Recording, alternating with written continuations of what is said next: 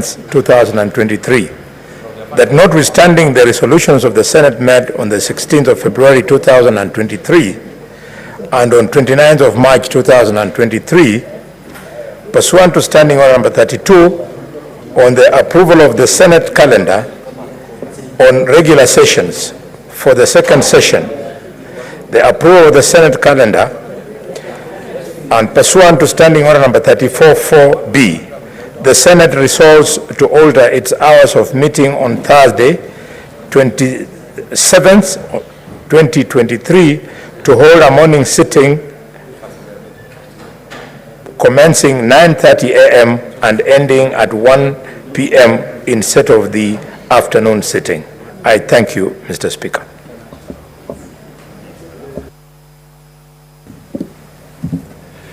But now, Senator Chirange, I've looked at this particular standing order, the one you're invoking, and apparently it talks of matters of a personal nature.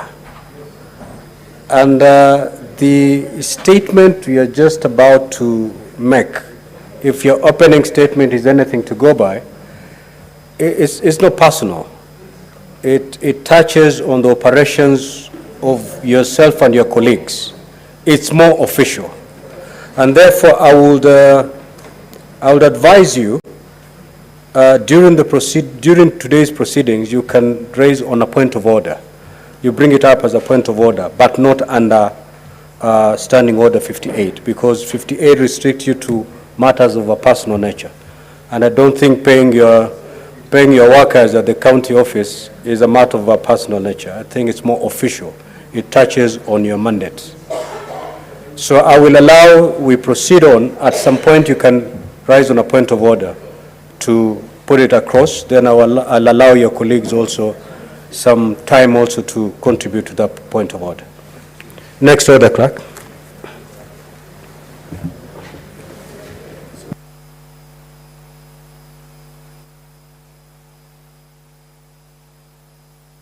Now, honorable senators, allow me to reorganize the sequence of today's order paper.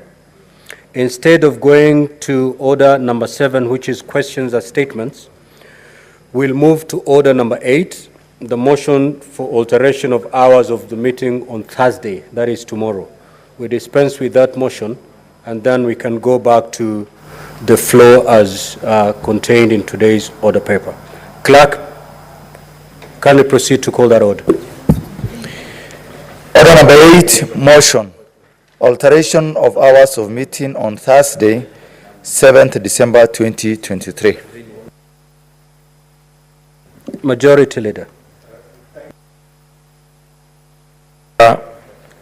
I rise to move motion number 8, being the alteration of the hours of meeting on Thursday, 7th December 2023. Mr. Speaker, that notwithstanding the resolutions of the Senate met on the 16th of February 2023 and on the 29th of March 2023, pursuant to Standing Order number 32, on the approval of Senate calendar for the second session, the approval of the Senate, pursuant to Standing Order number 34-4B, the Senate resolves to alter its hours of meeting on Thursday, December 7th, 2023, so as to hold a morning sitting commencing from 9:30 a.m. and ending at 1 p.m. instead of the usual afternoon sitting. Mr. Speaker, these are a procedural request to meet important engagements of this Senate, outside this Senate, outside this country, in Rwanda, Mr. Speaker, so that members can be afforded an opportunity to travel to Rwanda and represent the country in this very important event. Mr. Speaker, it is gratifying to note that since the appointment of Honorable Ababu Namwamba as the Minister of Sports, the country is on an upward trajectory in the performance of sports. It's only yesterday when the under-16 team, Mr. Speaker, qualified for the finals in Kakamega, Buhongo Stadium, and Kenyatta International Stadium in Kisumu. Mr. Speaker, I therefore have no doubt that if we allow members of this House to go to Yala, the same spirit will continue. The only negative side which I must make in this House is that, Mr. Speaker, it has not been too clear how delegations are traveling. So much so that what we witnessed last year is not obtaining this year. My office is up in arms that they are not being afforded an opportunity to travel. And yet another office fairly near to me, staff are traveling, Mr. Speaker. Mr. Speaker, if we don't manage this properly, it can send the message that to participate in parliamentary functions, one has to do something else. It is this something else. Mr. Speaker, I know why Edwin is laughing. It is this something else that some of us don't know. Going forward, let these things be clear so that things are done above board. Little complaints from people who work in our offices does not sit very well with us. Similarly, when you see a certain group of officers moving, going for the function and not the other officers, you wonder what was the selection criteria. Mr. Speaker, I therefore want to appeal to members. We all stand behind this motion, support it, and let our members represent us in Rwanda. I will not be traveling, but I would have loved that members from my office travel, but next year will also come. God is there. Thank you, Mr. Speaker. I move and request the whip on the minority side to second this motion.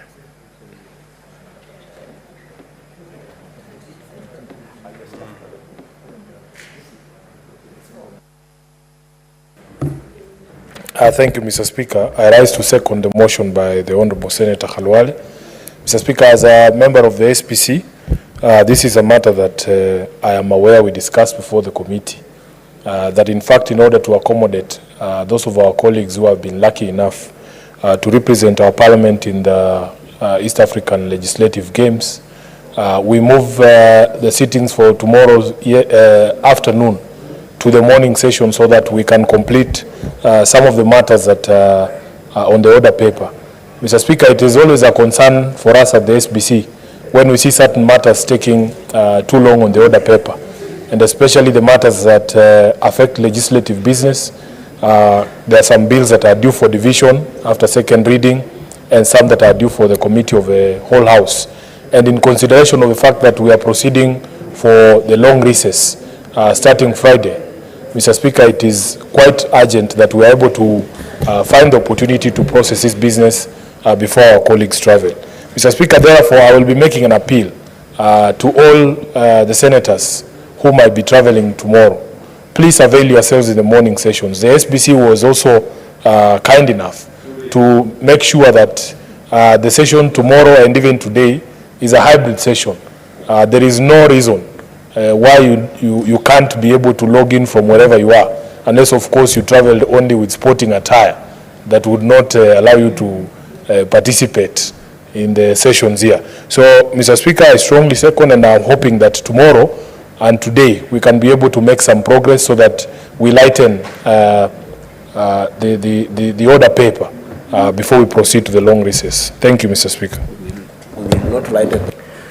Thank you, Senator Chiranye. Kindly take your seat. Honorable Senators, I will now proceed to propose the question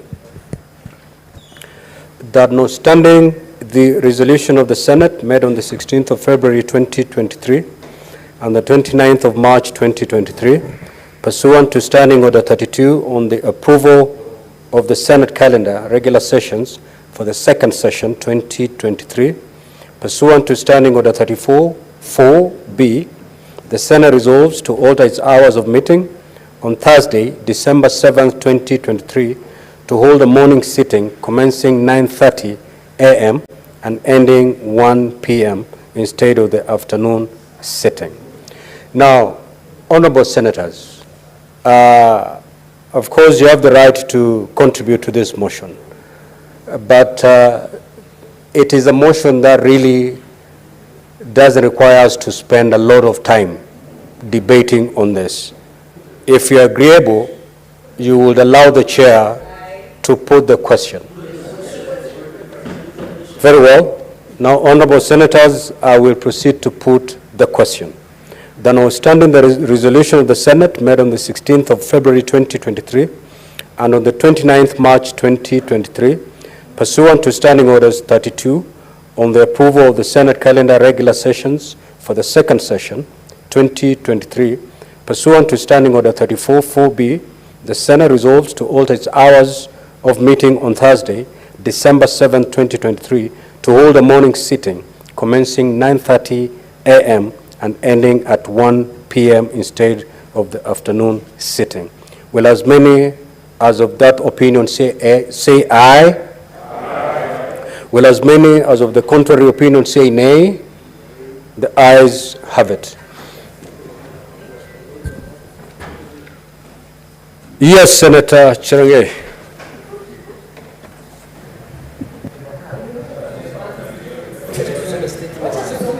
Mr. Speaker, thank you. I raise under Standing Order number 96. Mr. Speaker, and also with your indulgence under Standing Order number 1. As we talk, Mr. Speaker, even as we are happy that the session is coming to an end, Mr. Speaker, we are not sitting pretty with our staff. They have not been paid office operations. The Parliamentary Service Commission have found it not unwise, and it is disappointing that the commissioners are not here, Mr. Speaker. Salaries have been not paid for our workers. Our landlords are closing our county offices across the 47 counties, Mr. Speaker, sir. There is no money. Virtually the service providers want to auction the Senate furniture that has been put in most of our offices, Mr. Speaker. As we talk, even our cars, Mr. Speaker, when we travel to our counties, might be clamped down and auctioned, and we might making phone calls to your office or your personal number to try and intervene, Mr. Speaker. Mr. Speaker, you saw yesterday when the National Assembly boycotted, they have been assured within the close of business today, their money will be in the accounts of CDM, Mr. Speaker. Why are they discriminating against the Senate by the National Treasury, Mr. Speaker? I want to say, even the tomorrow's morning sitting, we shall not come, Mr. Speaker. And in fact, as we talk today, Mr. Speaker, we are going to work out, Mr. Speaker, because we cannot proceed until we resolve this impasse. We are going to cripple the old business that we, because if there is no money, what business do we have, Mr. Speaker? Mr. Speaker, you know, with the harsh economic times, Mr. Speaker, with the harsh economic times, how can you, these drivers, Mr. Speaker, spend a lot of small money, Mr. Speaker. When they drive us and they're angry, they can drive us out of the roads and cause accidents, Mr. Speaker. Mr. Speaker, even our secretaries, our personal assistants, Mr. Speaker, can you lead us and listen to our cries, Mr. Speaker? This Senate has ever come under attack in the year 2018-2019. And it is you, Speaker, who led us all the way to Milimani High Court when we were filing against non-concurrence of 24 legislation, Mr. Speaker, by the National Assembly.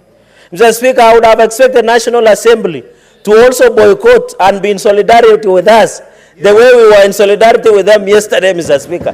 But it looks like the small brother, the lower house, will never be in solidarity with the Senate.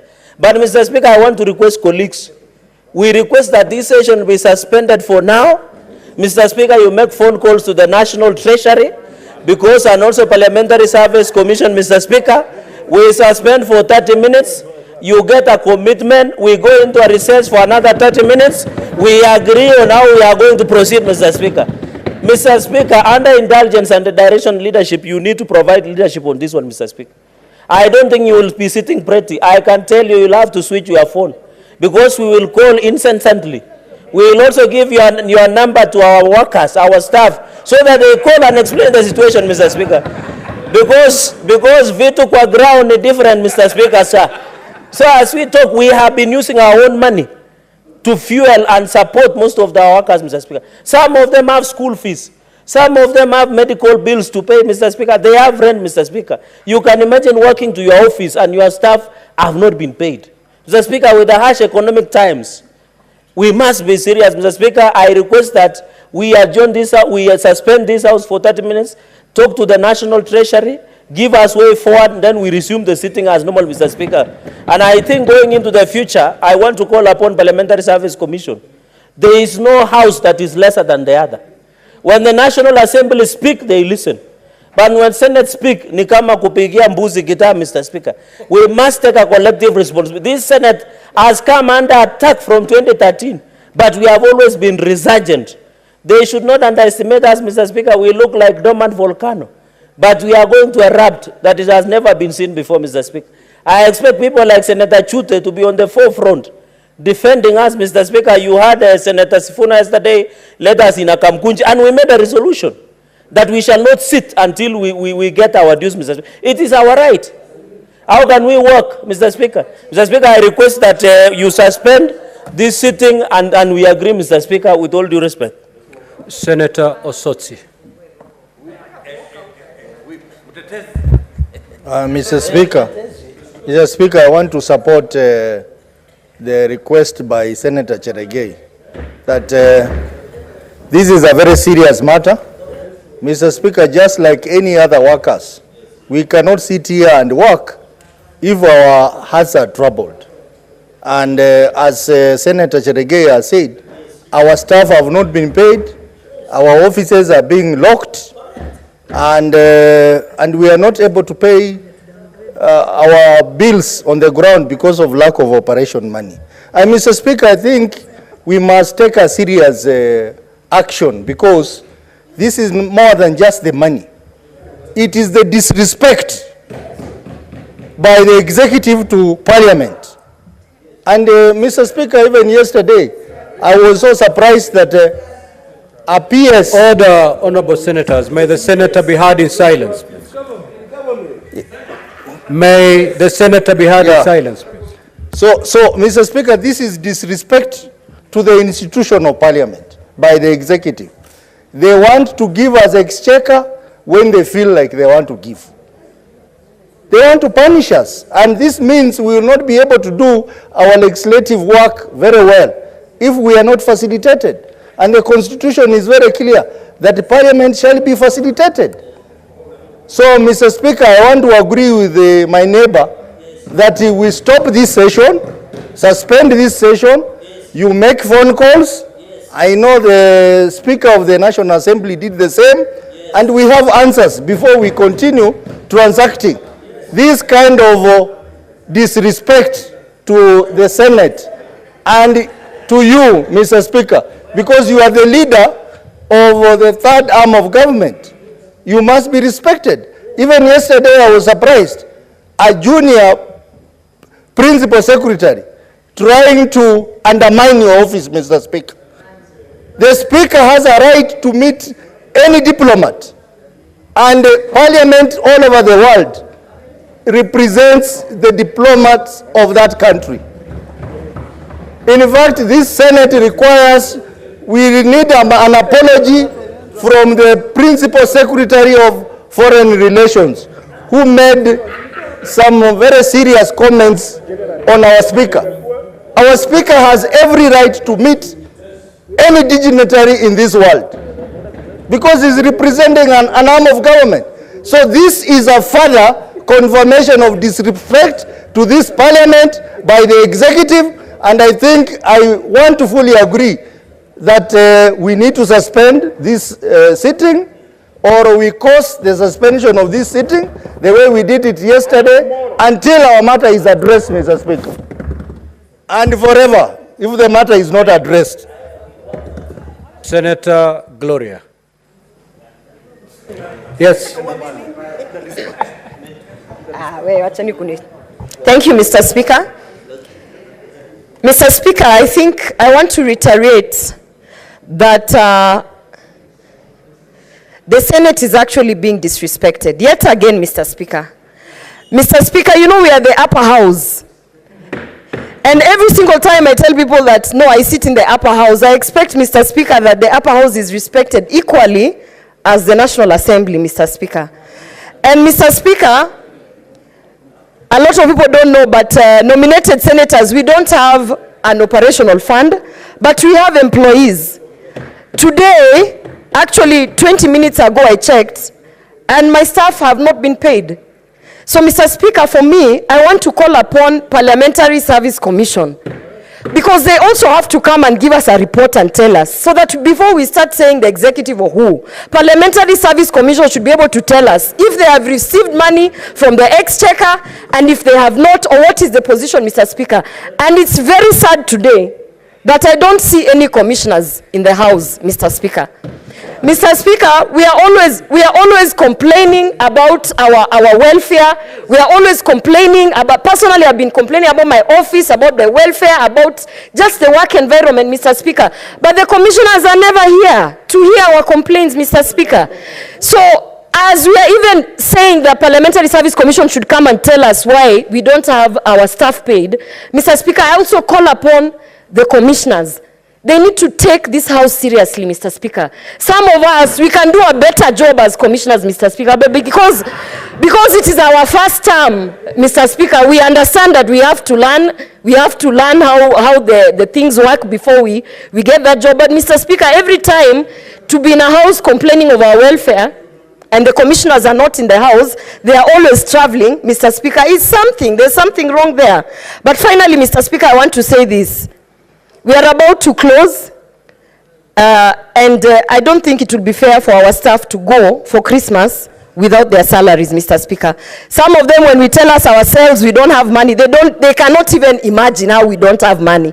But the truth of the matter is that senators are broke. We don't have money. Some of us, we are owed money in arrears. We are being told, even if for those who travel, they are being told that they can travel, but they use their money, they'll be refunded ahead of time. So, Mr. Speaker, maybe what we are also calling for is transparency on that Senate budget, so that we know, even as we sit here, some of us who don't have an operational fund, we can know that, for instance, Senator Sifuna receives X amount of money for the operation of the office, so that we are able to track and oversight ourselves, Mr. Speaker. Thank you for this opportunity. Senator Sifuna. Thank you, Mr. Speaker. I want to assure my sister, Senator Gloria, that I do not receive any preferential treatment from Exchequer. That in fact the amount of money that is assigned for office operations is the same for all the members of this House. Mr. Speaker, if she's not getting money, I can assure her that I'm also not getting money. Today I want to speak as a taxpayer, Mr. Speaker. As members of Parliament, we know that we are some of the highest taxpayers in this country as employed people. If the statistics are right, that it's only 1% of Kenyans who earn money, salaries above 100,000 shillings, I've heard it said somewhere. Then, Mr. Speaker, we pay, on average, in taxes, per year alone, higher than 99% of the rest of the country. And, Mr. Speaker, whenever changes to our taxation is implemented, it is implemented immediately. We are already paying for the taxes that were imposed just a few months ago. Then the very least we expect is that we will be facilitated in our jobs. I want to make it clear to the country that senators are not asking for salary increases. You know, you will hear some people going and saying, oh, senators are crying for money. No. This is operations funds that have already been assigned and allocated to the Senate for purposes of facilitating the offices of the senators. And for some reason, the person responsible for disbursing money at Exchequer, at the point at which money has come in and deciding which department gets money and which one doesn't, or which one is not a priority, that person never prioritizes the Senate. In fact, members will remember that our system in here is due for an upgrade. In the budget for last year, we were given 200 billion shillings to upgrade this system that never works, including during important debates and divisions. But, Mr. Speaker, the Senate cannot implement this. We have been told it will be transferred to the next financial year because they are not giving us that money. So, Mr. Speaker, I want to join my colleagues in saying that somehow, because you see the reputation out there is that senators are a bit more reasonable people, that we are not going to do maandamano like the one we saw yesterday at the National Assembly. But I want to invite you leaders here. Maandamano is not such a bad thing. Sometimes it is Luya saying that it's only the children who cry that actually get fed by their mothers. If you don't cry, your mother assumes that you are okay. Mr. Speaker, there is a very serious trend. Actually, for me also, and I want to share this experience with the House, as SG of ODM, we have seen systematic reduction in allocation to political parties, for instance. And not to delve into the matter, we have been so frustrated as leaders of political parties by the year-on-year reduction on the allocation to the political parties fund that we've been forced to go to court. Maybe even for us as a Senate, we need to now take this matter to the courts so that the country can know that in fact there is a problem here. I don't know how much success we will have there, because I'm also aware that the judiciary is also crying about their resources that have been allocated in the budget not being released to them. But somehow, one arm of government is not complaining. And that is why when Senator Osotsi was saying the executive does not refer to a political party. It refers to an arm of government. Somehow, Mr. Speaker, the members of the executive are living large. Just today, I saw a cabinet secretary wearing 4 million shillings watch on his wrist. I was like, Mr. Speaker, how is it possible in this economy? So, Mr. Speaker, I want to say this, that if indeed the exchequer is going to be fair in releasing monies to the three arms of government, we need transparency in that office, not in my office, Senator Gloria. The transparency needs to be in the office of a person who receives resources on behalf of all the arms of government and decides that this is a priority, this ministry is a priority, but this, the Senate is not a priority. So I will want to join my colleagues in saying, in fact, for me, you don't need to convince me, as you know me, Mr. Maandamano. I can bring a sufuria here if I'm allowed, Mr. Speaker, so that we can shine the light on this particular issue, so that the country knows that the Senate is being mistreated. I thank you, Mr. Speaker. Senator Chute.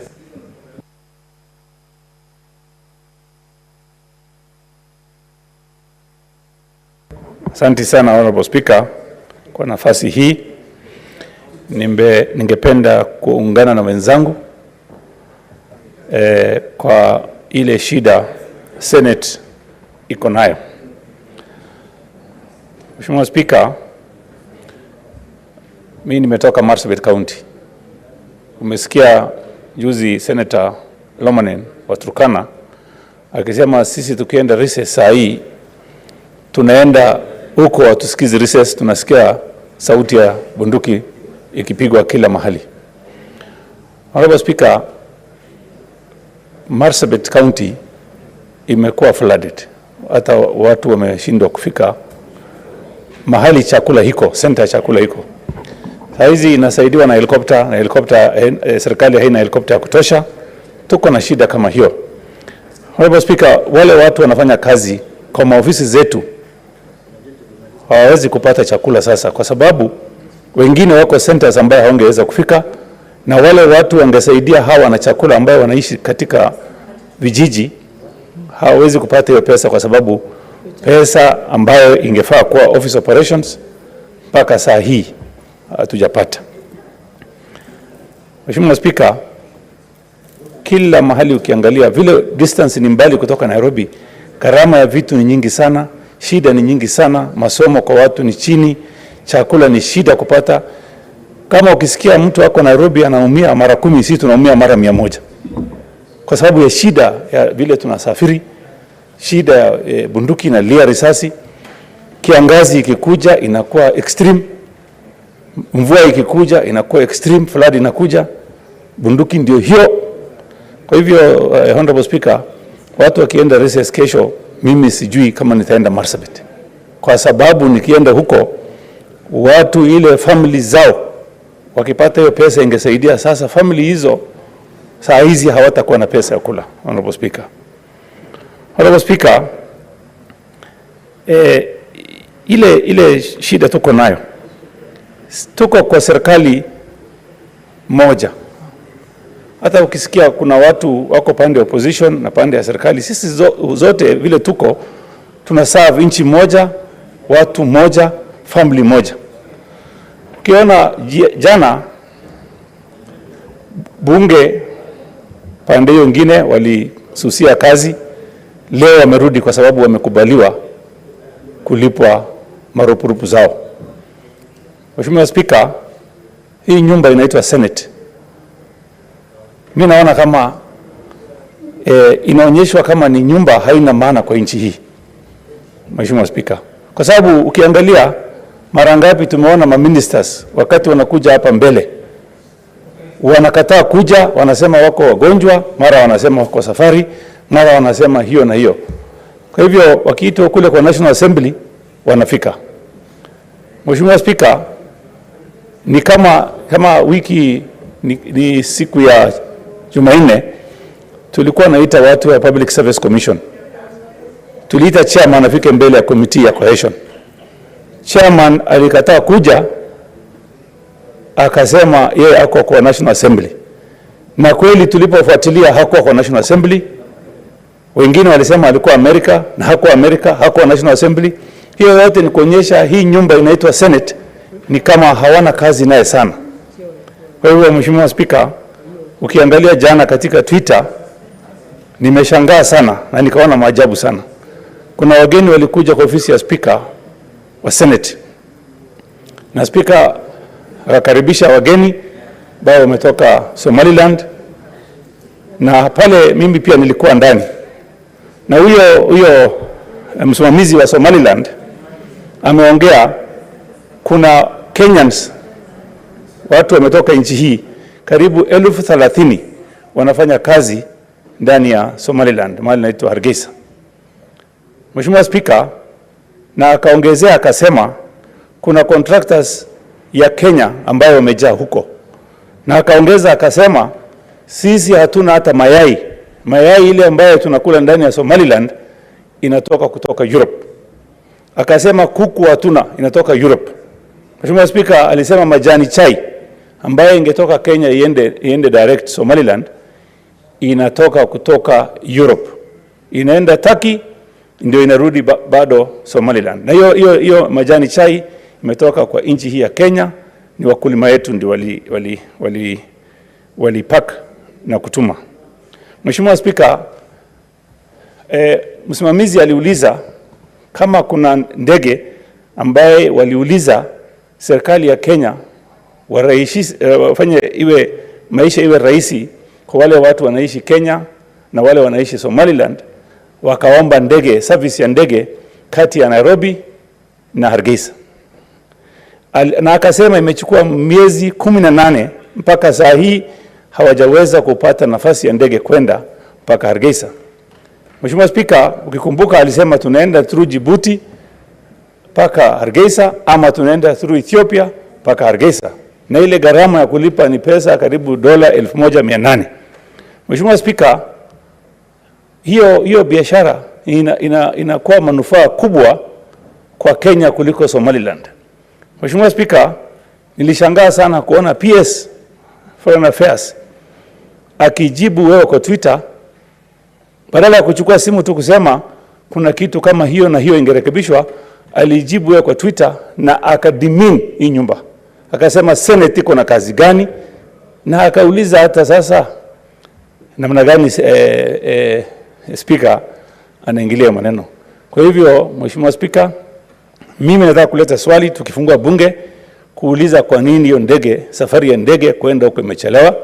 Kama wamelalia kazi, wawache hiyo kazi. Kama wanaweza kufanya kazi hiyo, wafanye kazi yao, wawache Senate ifanye kazi yao. Kwa hayo machache, Mheshimiwa Speaker, nasema asante sana. Senator Wambua.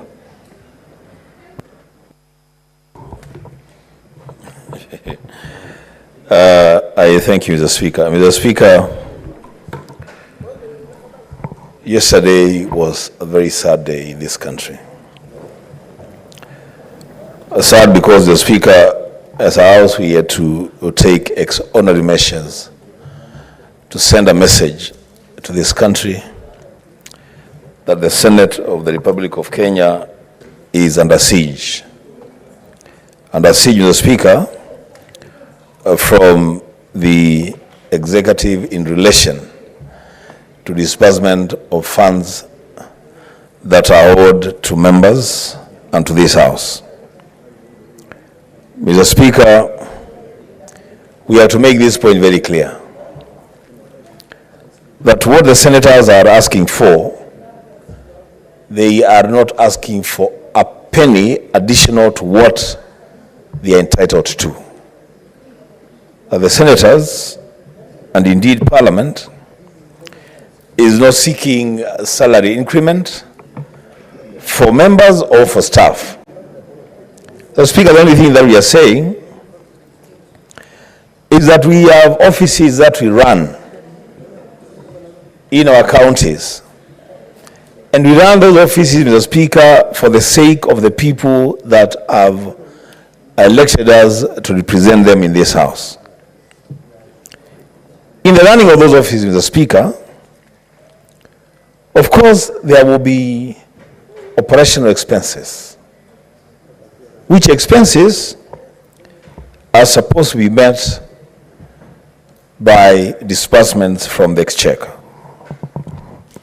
This is the third month, Mr. Speaker, since any office of any senator received a penny for operations. And yet, Mr. Speaker, as is expected of us, we have made contracts, binding contracts with service providers for basic things like transport, basic things like even water for the office. These people have kept the side of their bargain, but we are unable to pay them. Mr. Speaker, all we are saying is that enough is enough. We will not mince our words, Mr. Speaker. The executive is operating. Members of the executive are going about their business, their constitutional business, funded by the Exchequer. But this arm of government called Parliament and the judiciary, we are suffering and will not suffer anymore. Mr. Speaker, to add injury to insult, I saw a principal secretary posturing as though he is the senior to the Speaker of the Senate, and pretending that he can lecture the Speaker of the Senate on matters diplomacy.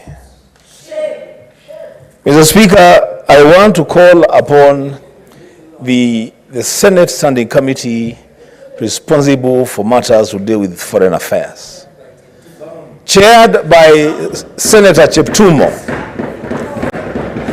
not to go and hide in a meeting with that PS, but to bring it to the floor of this House, so we may question him and put him where he belongs. And as you do that, Mr. Speaker, as the committee prepares to do that, I want to join my colleagues in saying shame on the PS. The Speaker, I mean, if the Speaker of the Senate cannot receive a delegation from a foreign country, then what is the business of this House? The Speaker, you know, some things can really hurt leaders. The leader of Somaliland, on record, says that he wants to tighten the relationship between his country and our country. He goes on record, Mr. Speaker, and says that they are consuming a lot of farm produce from our country. For the information of the PS, the Speaker, agriculture is a devolved function, and there is no other place that any foreign dignitary can address matters agriculture better than in the Senate. So instead of the PS, this junior officer, instead of the Speaker, this junior officer coming to the Senate to learn a thing or two about diplomacy, he thinks that he can talk to us about diplomacy from a position of information. Once again, I say, shame on him. Lastly, Mr. Speaker, we are not going to step down in demanding for what is our right. Mr. Speaker, I would want to call upon my colleagues as a leader in this House. The Speaker, there's a saying, and it should not be taken literally, the saying that goes that if you set out to kill the king must die. Mr. Speaker, we have already demonstrated that we are not happy with the way the disbursements to this Senate are being done. We cannot, Mr. Speaker, and we should not lower the bar. In fact, what you do is to up the bar in that demand. We must hold those people responsible. We must hold their legs on fire until something gives. And Mr. Speaker, I will conclude by saying that going forward, I wish as senators we can demonstrate to this country this level of bipartisanship, not just on matters that affect us, but especially on matters that affect our people. This country, this executive, has taken people for granted for far too long. Enough is enough. I thank you, Mr. Speaker. Senator Mandago. Thank you very much, Honorable Speaker. Honorable Speaker, I want to join my colleagues in demanding that the Senate be accorded the resources that is due to it for it to be able to conduct its operations and make sure we are able to perform our functions. Honorable Speaker, I think there is a very serious problem in the national treasury of this country. The national treasury of this country behaves as if it is the treasury of the executive of this country. I think it is time we come up with an independent institution that disperses funds to the three arms of government and to the two levels of government, so that these monopolistic tendencies of national treasury determining who to allocate resources as and when it pleases them comes to an end, Honorable Speaker. Honorable Speaker, this Senate performs a very critical function. There is no way over 374 billion will be dispersed to county governments and fail to disperse funds that will oversee the utilization of those resources, Honorable Speaker. We therefore demand that without further delay, National Treasury releases the funds that are due for operations for the Senate liaison officers and for the salaries of our staff. Honorable Speaker, on the matter of the PS Foreign Affairs, Honorable Speaker, it is disappointing. We as a continent, as AU, they are fighting to make sure that we have no borders in order to increase the volume of trade and enable us as Africans to exploit the natural resources we have. But we are here castigating a delegation who are already in Parliament. Honorable Speaker, where was the Principal Secretary for Foreign Affairs when those people traveled from Somaliland? Landed in JKIA, they were already walking around in the city of Nairobi, and they only found it necessary as a matter of loyalty to increasing trade within Africa and within African nations to make sure that the resources that are available in Kenya, that the benefits that Kenya can derive cannot be lost to Europe, Honorable Speaker. I think it is time we have a conversation on how we really want to make trade easy for African countries. Honorable Speaker, I agree with the Senator for Vihiga and the rest of the Senator and Senator Wambua that the Committee for Defense and Foreign Affairs should actually summon that PS. And it should not only appear before the Committee of Foreign Relations and Defense, Honorable Speaker, it must appear on the Committee of the Whole of the House, Honorable Speaker, because we have other issues we would also like to find out on how that ministry is being run, Honorable Speaker. Honorable Speaker, I submit. Senator Eddy.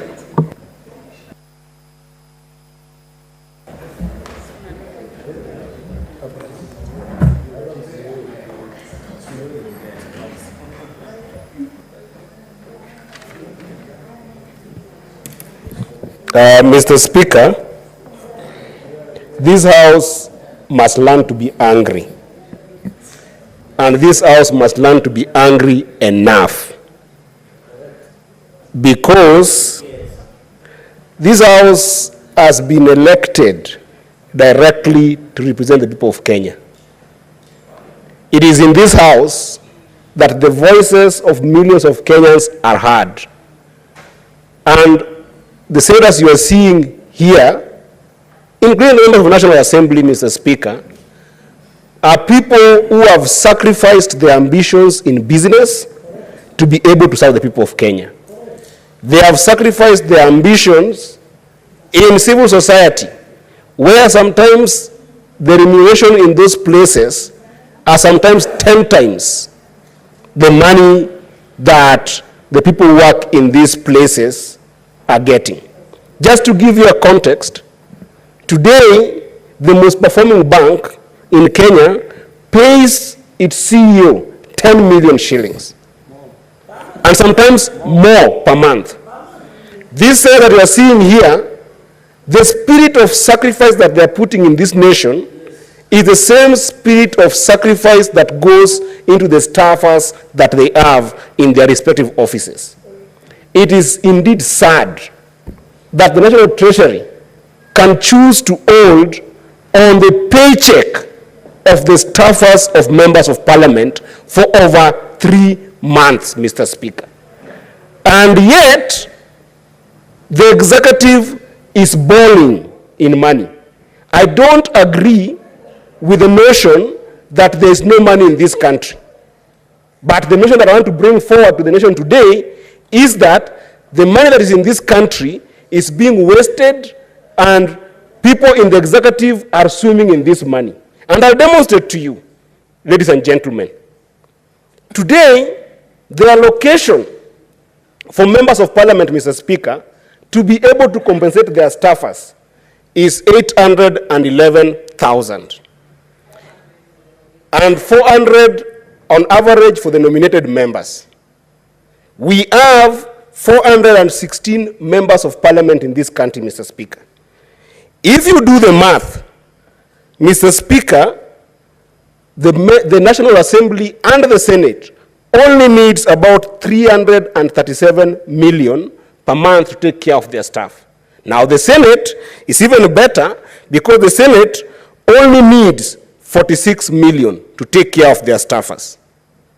For now, 2 months going, we need about 674 million in both houses and just about 80 million for the Senate. Now, Mr. Speaker, last month, our staffers went without money. The executive told the nation that we are going to a holiday that the entire country went to, and the executive allocated money to be able to plant 150 million trees. This is not me saying, this is the government spokesman saying. These 150 million trees, Mr. Speaker, were procured at 50 shillings per seedling. If you do the math, you get that on that day alone, the executive spent 7.5 billion on trees, and our staffers don't have money.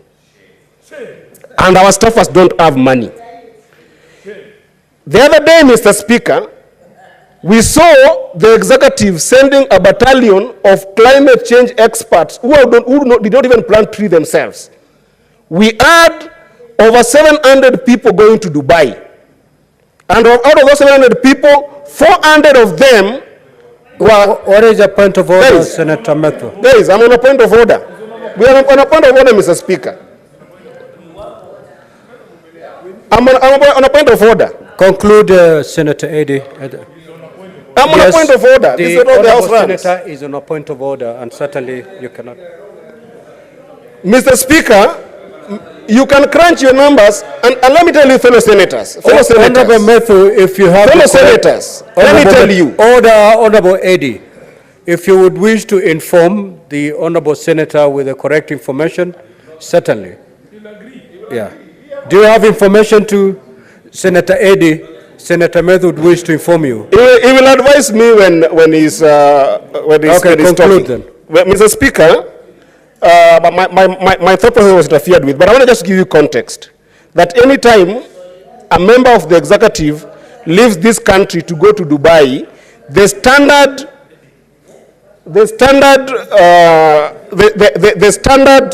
per diem that is given to those members is $877. If you do the math, it's 131,000 if you use the rate of 151, which you're currently using. That means that if 400 members of the of this government left and went to Dubai, then it means that in Dubai alone for those 10 days, the government spent 526 million. If we spend 556... Order, Honourable Senators, order. Senator Eddy, kindly proceed to conclude your contributions. Proceed to conclude, please. Mr. Speaker, Honourable Senators. Mr. Speaker, you must protect me. And I want to advise fellow senators. You cannot, Honourable Senators. You will not say that your money is stuck with the executive, and at the same time, you do not want to face the executive. This is what is killing. Senator Gloria, have your seat. You cannot eat your cake and have it, senators. And especially senators from the Kenya Kwanza side. I am not attacking you. Honourable Senators. You will not have your cake and eat at the same time. Senator Miraj, can we have order? You will not have your cake and Senator Eddy. These are the facts. Honourable Eddy. These are the facts. Order, Senator Eddy. Take your seat. Take your seat. Now, order, Honourable Senators. Order, Honourable Senators. Senator Cherengei. Order, Honourable Senators. Order, please. Order, Honourable Cherengei. Take your seat. Order, Honourable Eddy.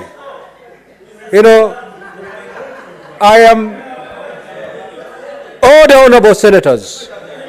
Senator Methu, I'm beginning to see and to understand why, as a Senate, you can never hold together to gain anything. If there is a moment I expected this Senate to speak with one voice, that moment was now. But if this is the way you're going to be transacting your business, you can forget it. You're so disjointed, divided. You don't come together to push for any common agenda. And therefore, honorable senators, I have given you enough time to ventilate on this matter. I've heard you. I have heard you. You have lamented enough. I have received and heard the two divergent views, because it's not one view. Clearly on this matter, you don't have a common position. And therefore, we have noted this. Order, honorable senators. That point of order has already been concluded. We will take it up administratively. I'm aware that the disbursement for October to date has not been done. I'm aware that the Senate oversight has been processed. It's lying in Treasury. Honorable senators, let us proceed with the business of the day. I will take it up as your speaker to make sure that these disbursements... Order, honorable senators. Order.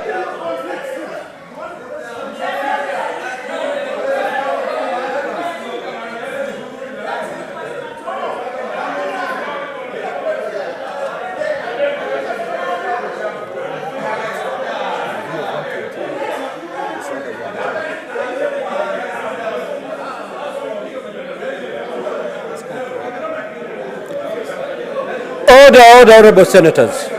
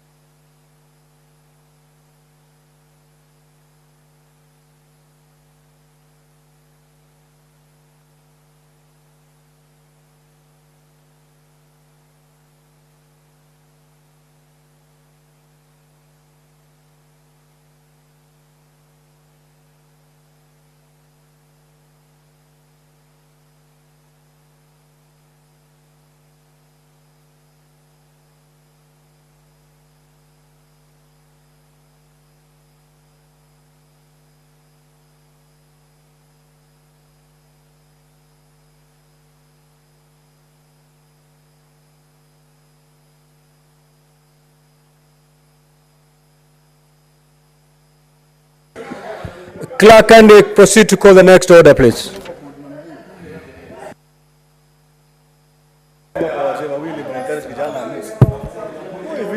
Order number 7, questions and statements.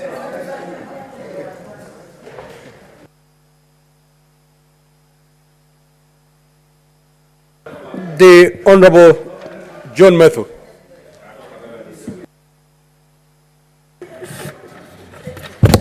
Thank you very much, Honorable Speaker. I rise pursuant to Standing Order 53-1 to seek a statement from the Standing Committee on Labour and Social Welfare regarding the termination of contracts of community scouts by the Kenya Wildlife Service, KWS. In the statement, the committee should, number 1, state the reasons for the termination of contracts for community scouts by the Kenya Wildlife Service. Number 2, explain whether due process was followed in the termination of their contracts, stating the compensation provided to the dismissed community scouts. Number 3, elaborate the measures taken by KWS to fill the gap created by the disengagement of community scouts in order to ensure wildlife conservation is not impacted by the dismissal of scouts. Thank you very much, Mr. Speaker. Senator Professor Tom Ojenda, that statement is dropped. Nani? Senator Betty Montet.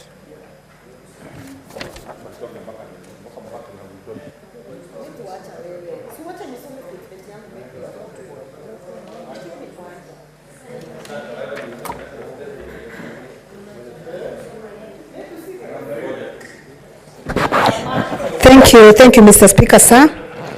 I rise pursuant to Standing Order number 53-1 to seek a statement from the Standing Committee on Roads, Transport and Housing regarding renovation of stadiums identified to host the 2027 African Cup of Nations AFCON tournaments.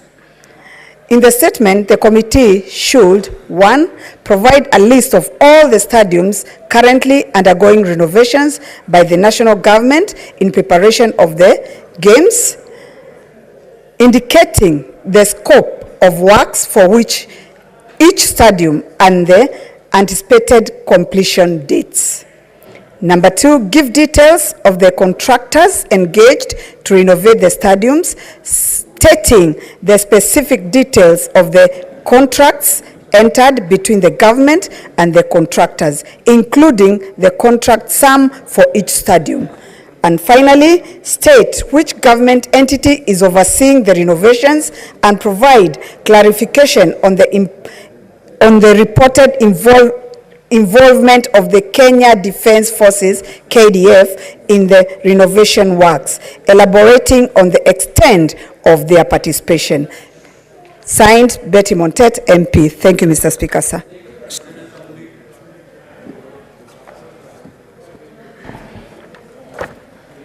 Thank you, Mr. Speaker. Request for statement on delivery of centrally procured learning materials to schools. Mr. Speaker, sir, I rise person to standing order 53-1 to check a statement from the Standing Committee on Education regarding last mile delivery to schools, premises of textbooks and other tuition materials that are centrally procured by the Ministry of Education under the Free Primary Education and Free... What is the point of order, Senator Cherengei? Secondary School Program. Senator Mundigi, what is the point of order, Senator Cherengei?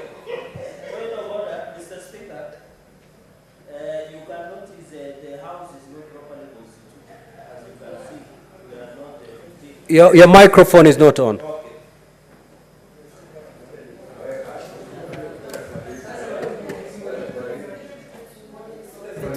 Mr. Speaker, looking at the standing orders, we are not properly constituted, Mr. Speaker, and therefore I recall you to check.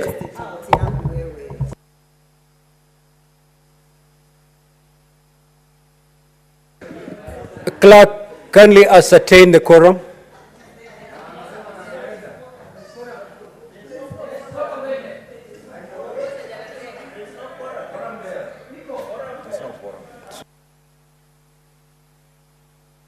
Sergeant at Arms, kindly ring the quorum bell for 10 minutes.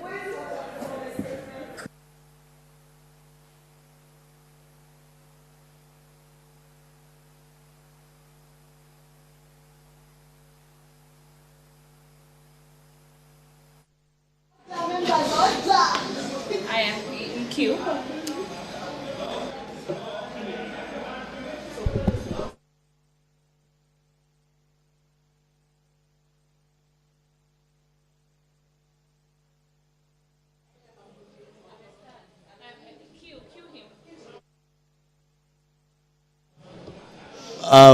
Our dear listeners and viewers, the Senate quorum bell is being rung. This is in line with the Senate Standing Order 41 of the Senate Standing Orders on quorum during proceedings of the Senate. And that standing order provides that if at any time in the course of the proceedings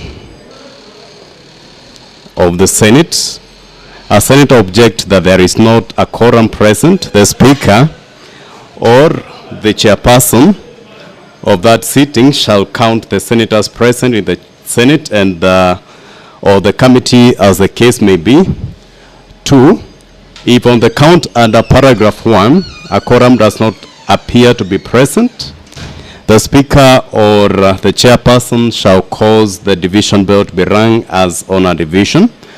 And if no quorum is present at the expiration of the 10 minutes, A, if the Speaker is in the chair, the Speaker shall adjourn the Senate until the next sitting without question being put.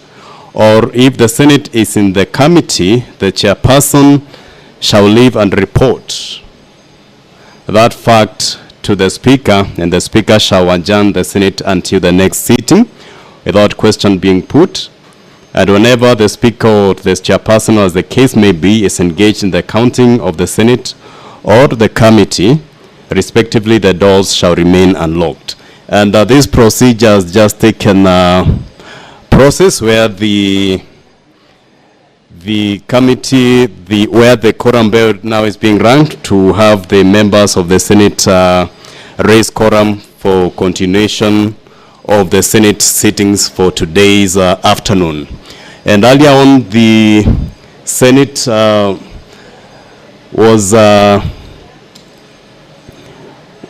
Senate considered rather the motion on alteration of its hours of meeting on Thursday, that is tomorrow, December 7th of December 2023, where they have the Senate voted to adjourn to hold the sittings rather in the morning hours. That is from 9:30 a.m. and ending at 1 p.m. instead of the afternoon sitting. And Senator for Kakamega, while moving that motion, indicated that these will enable the senators prepare and also be able to travel for the Yala, that is East African Legislative Assembly Games that are happening in Rwanda. And then the Senator for Nandi, that is Senator Cheragay rose on a point of order and then he made the Senate aware and the House and the country to be aware that the Senate members of the senators, that is the staff, are yet to receive their salaries for quite a number of time. And some senators have indicated that they have not been able to receive the salaries for their staff for the last 3 months. And there have been issues on the disbursement of money that is meant to cater for the offices of the senators at the counties, as well as their staff, as well as the issues of their drivers and other staff that serve the senators, including their PAs and their researchers and the like, and drivers. And some senators have indicated that they have been having challenges and problems. Their landlords or the places where they have rented their offices, with the rates of them being evicted for lack of payment of their arrears for their offices. And the senators who rose to speak, they castigated the Foreign Affairs PS, that is PS Singwai, for telling the Speaker of the Senate off for meeting with the leaders of the Somaliland, that is yesterday. And this altercation occurred or took place on the Twitter, formerly, that is X, formerly Twitter, where the PS for Foreign Affairs appeared to be telling the Speaker of the Senate off on matters to deal with the foreign affairs. But the senators who spoke during today's proceedings indicated that the Speaker represents one arm of the government and is also a diplomat in terms of how the nations are governed, and is among the number 3 in terms of command, and therefore cannot be directed on who to meet. And they have called that PS Singwai to order for appearing to direct the Speaker of the Senate on how to conduct himself. And the senators who spoke appeared to lay a lot of blame on the Treasury for how they disband or how they disburse their monies rather. And when the senator for Nairobi, Senator Sifuna, rose to speak, indicated that even if the Senate takes the route of going to court for in terms of how it has been treated during this term of the government, then even the judiciary is also experiencing cash crunches, and it might be they are indicating that it appears that it's only the executive that is receiving money being padded during the right time when that money is supposed to be disbursed by the Treasury. And quite a number of senators called out the PS for Foreign Affairs, that is Singwai, and among them were senators for Kitui, that is Senator Enoch Wambua, the senator for Marsabit, Mohamed Chute, and the senator for Nairobi, that is Senator Edwin Sifuna. And after that, senators walked out, and now the senator for Nandi came back to the Senate and then made the Speaker of the Senate rather aware that there was no quorum. And this is why now the bell is being rung to see if they can achieve quorum to transact their business for today. And as you had indicated earlier, during the commencement of these sittings, in our earlier commentary, there is a bill that was to be read a second time today, and that is the Real Estate Regulation Bill that is sponsored by Senator Chesang, the senator for Kericho, not Kericho, rather for Trans Nzoia, I beg your pardon.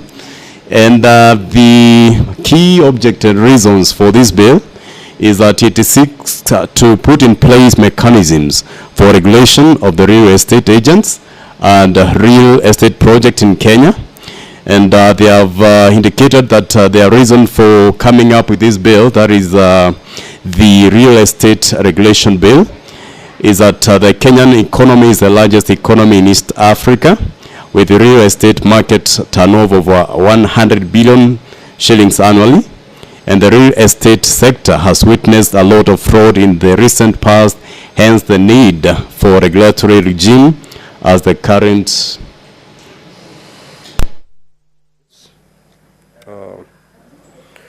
Let us be upstanding. Now, honorable senators, having failed to attend quorum at the expiry of the 10 minutes, the Senate stands adjourned pursuant to Standing Order 41-2A until tomorrow, Thursday, 7th December 2023 at 9:30 a.m. I repeat, at 9:30 a.m. in the morning tomorrow.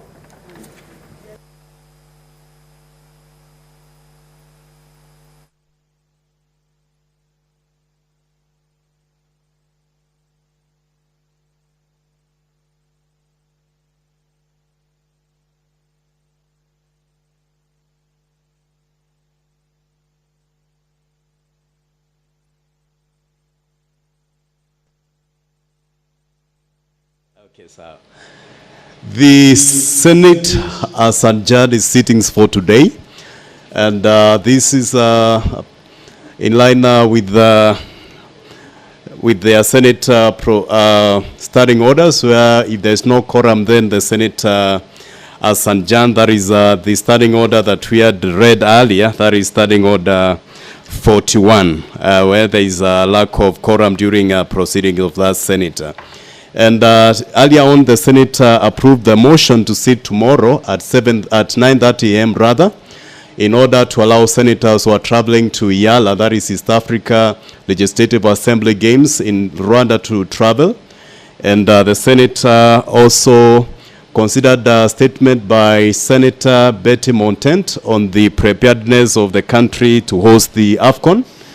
And then Senator Cheragei rose on a point of order, decrying that there is no funding for their offices, and this now necessitated the senators to walk out in protest of lack of funding from the Treasury for the operations of the Senate and also their offices. And the Senate has adjourned until tomorrow, December the 7th at 9:30 a.m. Being your comment